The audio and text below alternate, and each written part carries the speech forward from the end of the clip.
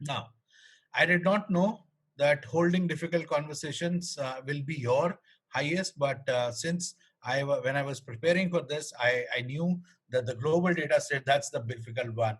So let me just ask a question to you as a group. Why is it like that? Is basically is one way looking at. Okay, I'm going to share this in fact with you as we look at it. Okay, as you watch basically this video, we will introduce what we call as performance of high performance, elements of high performance. My bad. Okay. So I want you to watch this video. This is about a 5-minute video, but it's a very nice video which will address the mindset. Sometimes we as managers, sometimes we as leaders have, and what is it that we need to be thinking about as we are trying to develop performance through coaching as a process at our workplace. Okay. So this is Alan Fine himself. You love the story. He's going to tell you about, what happens about understanding the nature of performance. Okay. Uh, let's watch this video and I'll come back to you.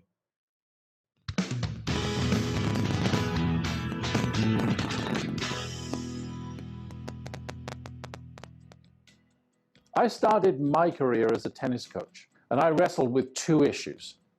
I could give people the knowledge they needed, but many of them would struggle to do what they knew. And some could perform at a high level in practice, but would collapse as soon as the pressure was on. I wanted to know why this happened, and as I found answers to these issues, the results led me to work not only with world-ranked tennis players, but concert musicians, teachers and students, cashiers and corporate executives. Let me give you an example of what opened my eyes to what's possible.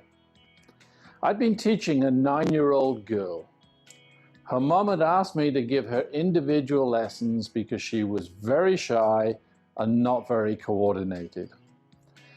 And we thought that if we could help her, she could get good enough to get into the group lessons and be comfortable. So I gave her the basic knowledge I thought she needed: how to hold the racket, where to place her feet, when to hit the ball. And the most she could do was hit the ball back to me 5 times in a row if I hit the ball onto her racket. But over the weeks, I kept reminding her of the knowledge, but she could still only do 5 in a row. She was stuck. In our 7th lesson, I decided I had to do something different. And I had to say bounce out loud when the ball hit the floor, and I had to say hit out loud when the ball met her racket. And in the very first volley, she hit the ball back to me 53 times in a row. It was the biggest breakthrough I'd ever seen. When I saw that happen, I was angry because this turned on its head almost everything I'd learned about performance. I previously believed that to improve, you had to be told what to do and how to do it. I believed that you had to learn the right way from someone or somewhere else. It's what I call an outside-in approach. Almost all efforts to improve performance in any activity, at work or at play, are based on this approach. It assumes that the only way for someone to improve performance is if someone else tells them what to do.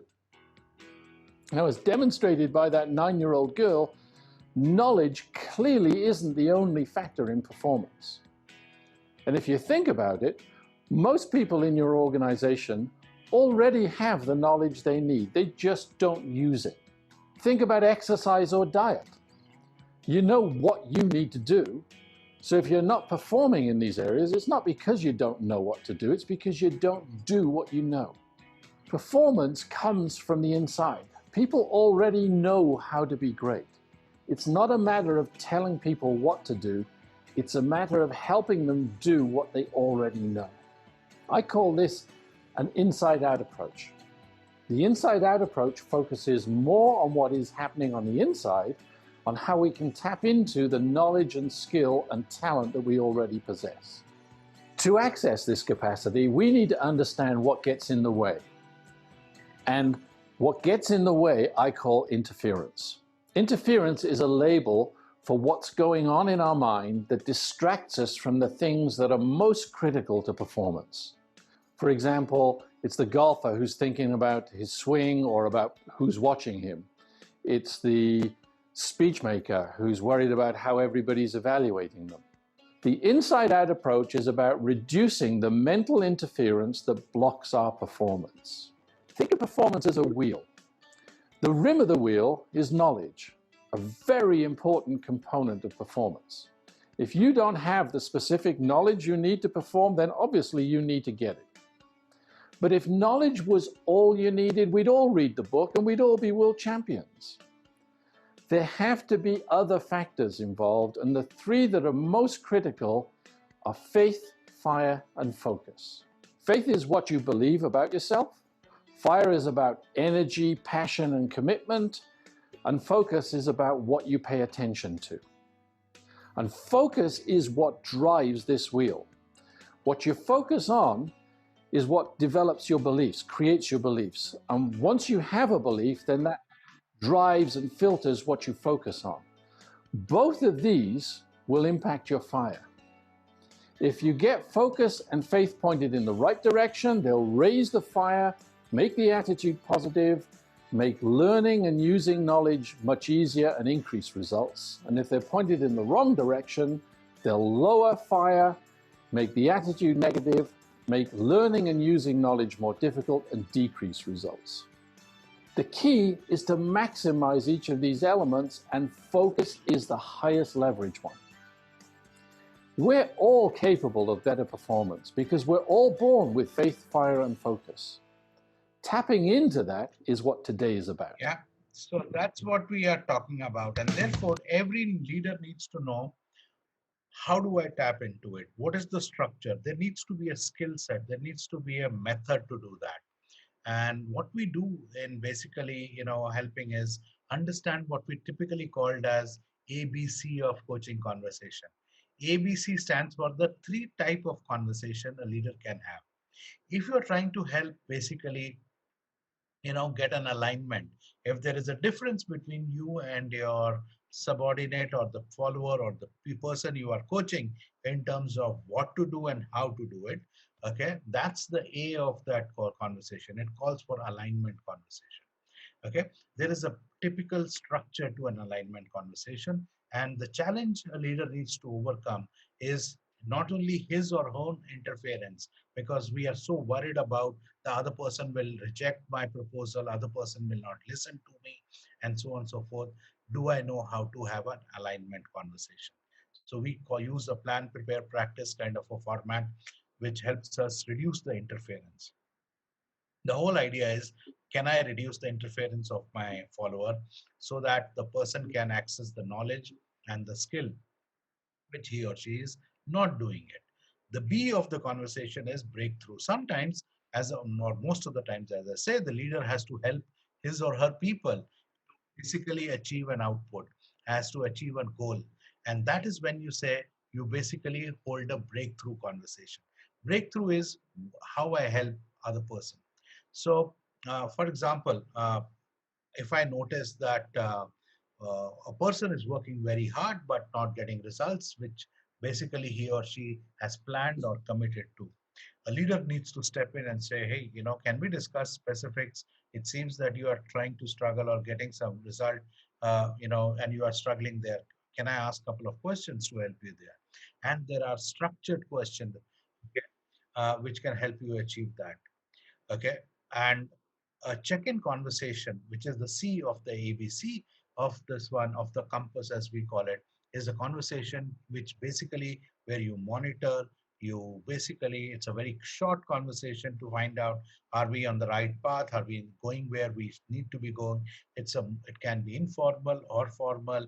It could be as simple as leader going to the workstation of the person, or setting up a quick video chat if you are mostly working remotely, then, and saying, what's working, what's not working, how will you do things differently, how can I help you go forward. So each conversation serves a particular purpose. The first thing leader needs to believe is that everyone can deliver and produce at the next level. Then whenever he or she sees his or her employee, okay, struggle with something, now that struggle has to be in three buckets. One is, um, I see it differently, my employee or my team member sees it differently. It's alignment conversation. Uh, my team member is struggling to achieve the goals or the results which he or she's committed to or has been set for. It's a breakthrough conversation. And if I need to make sure there are no surprises around the performance compliance behavior which I expect them to, which I've already established, then it's a check-in conversation. So each conversation has to, or a feedback conversation as we say. So in other words, what we say is, that's the first start we basically need to do. Like I said, alignment is when somebody is unaware, doesn't agree with the direction, refuses to cooperate. Okay, that's what we do. uh, and therefore it can be a tough conversation, by the way. Most of you said that is one of the most difficult conversation, or sorry, holding tough conversation is one of the biggest challenge which managers basically feel. When you're holding a tough conversation, there is a tremendous pressure on both sides. Like I said, that uh, the things can go wrong. What can be the worst thing which can go wrong in a challenging or a tough conversation for a team member? Is the manager can use power and position to bulldoze, and that's why it's not a very good conversation. Why is it tough for the leader? Because it may hurt the ego of the manager. I'm the one who's the boss here, and how dare this subordinate of mine not agree with my direction. And this leads to what we typically called as passive aggression between the leader and the team member. And therefore, this is why we need to basically make sure that we have a method to hold this conversation. Telling people just does not cut in this, because telling is about advice. It is telling people what to do. Like Alan said, it's not about how much we know. It is about using what we know is the major challenge in this kind of a situation. So instead of wondering what can I put into people, it is what can I get out of people to remove the interference and the barriers, so that people not only can learn and act on the existing knowledge, so that they can go forward on that one. It's not easy, as we say. Okay. So next time, when you are basically ready to have a tough conversation, this is the model which helps us do what we are talking about. Is this model serves in all the three conversation.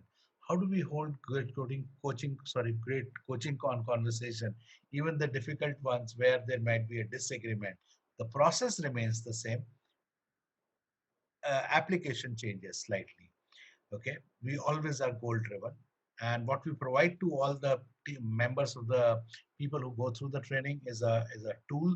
Okay, which is easy to use, and can be used in any conversation, uh, and therefore can run through this four-step process of goal, reality, options, way forward. Okay, and apply to the compass that we talked about in a way that creates result. Because let me tell you, maximum longest a conversation can be today when we are talking about is the most difficult one is the alignment. Can take about half an hour, 45 minutes, which can be there. The second one is breakthrough, which could take about 15-20 minutes, but that's about it. Check-in conversations are typically can be done in a minute or even less than that.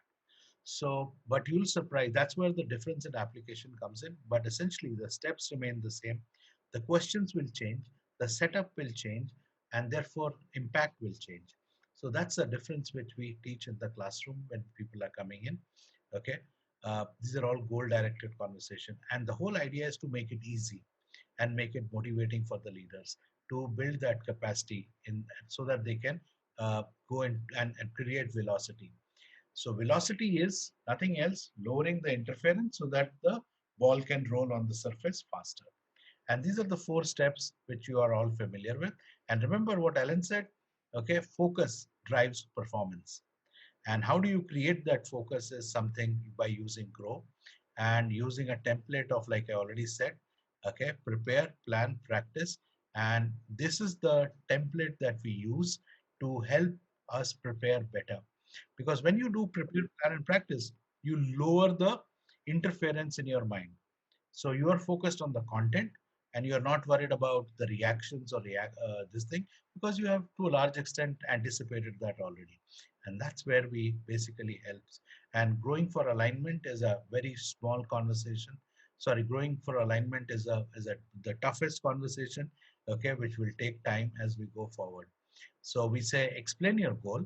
If it's a tough conversation that you are going to hold, why are you having this conversation? Share your good intentions. Okay. Share the reality, the facts. How is it looking like as of now? Ask for their reality, because their reality could be different.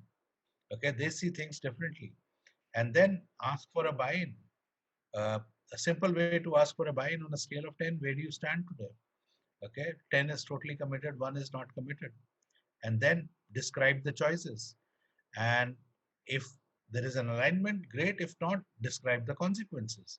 Define what the next steps are going to be. And that's how you hold a coaching conversation basically as you go forward. So it has to be a positive, principled conversation between two people. And what tends to happen is, what you notice is that the way this is structured, it is the team member who is inputting into this conversation. And therefore, the fear that manager can bulldoze me, can steamroll me, those fears are getting taken care or addressed in the process. And that's what is really helping the both parties to have a good conversation. So that was a brief overview of the one skill which we teach in every SR skill-based session. More in the full one-day session which is there. Okay, if you like what we shared, let's talk. Okay, and start coaching. And this is the last poll that I have for the day. Okay, go ahead and share your response as you look at it. Okay, T for T is train the trainer. Okay, in case you are wondering. Okay, go ahead. And by the way, just you all virtual sessions have a 6 month asynchronous engagement. And we basically, the learning journey starts with the training which we give or the sessions we give. It is not the end. It's not an event based. We have consciously decided at DPI that we are not in business of doing training programs.